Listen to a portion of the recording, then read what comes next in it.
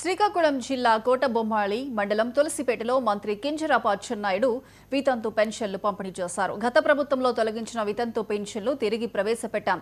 రాష్ట్ర వ్యాప్తంగా తొలగించిన 1,20,000 పెన్షన్లను పునరుద్ధరించినట్లు మంత్రి అచ్చెన్న చెప్పారు. పునరుద్ధరించిన వారిలో 1,09,000 మందికి ఒక్కరోజే పంపిణీ చేసిన ఘనత కూటమి ప్రభుత్వానిదేనని మంత్రి చెప్పారు. ఆగస్టు 15 నుంచి మహిళలకు ఉచిత బస్సు పథకం అమలు చేస్తున్నామని మంత్రి అచ్చెన్నాయుడు చెప్పారు. రైతులకి సంవత్సరానికి 20,000 రూపాయలు పెట్టుబడి సాయం కింద డబ్బులు ఇవ్వాలి. ఇది చాలా పెద్ద ప్రోగ్రాం, చాలా కష్టమైన ప్రోగ్రాం. అయినా సరే మనం ఈ కార్యక్రమం రైతులకు చేయాలని ముఖ్యమంత్రి గారు నిర్ణయం తీసుకొని రేపు ఒంగోలు జిల్లా దర్శిలో ఆ కార్యక్రమాన్ని ప్రారంభిస్తున్నాం. నేను ఈ ప్రోగ్రాం 2 నిమిషాలు చూసుకొని నేను మళ్ళీ దర్శి ఒకటి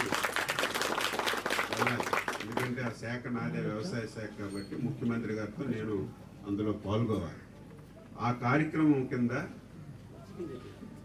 47 లక్షల మంది రైతులకి 47 లక్షల మంది రైతులకి రేపు అకౌంట్లో 7,000 రూపాయలు పడుతుంది.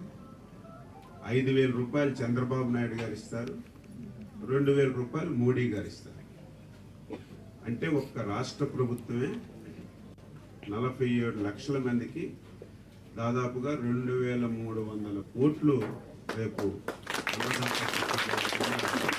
అందరికీ డబ్బులు ఇచ్చే కార్యక్రమం చేస్తున్నాం.